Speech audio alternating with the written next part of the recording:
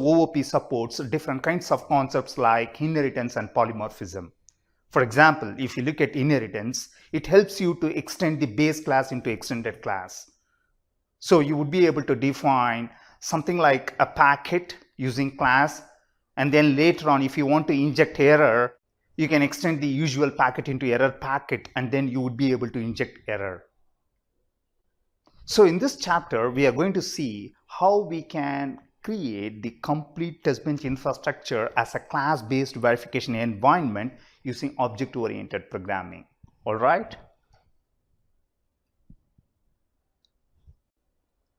Look at this. This is how we implement the class-based verification environment.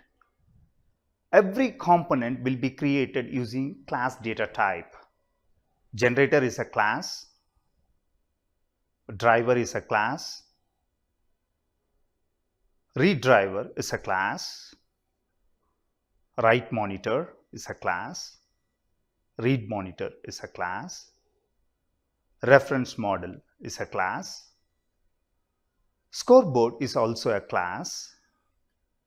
And this is how we instantiate all the lower level components as objects in the top level environment. So the top level environment is also a class env end class.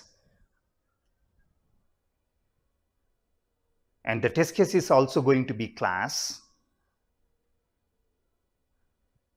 And we use interface to connect the environment with the DUT. DUV is a module. And we create a top level module. There we generate clock, we instantiate interface, and then we connect the DUV with the test case using interface instance. This is what actually we are going to explore.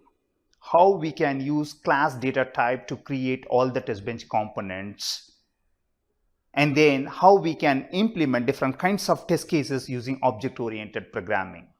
All right.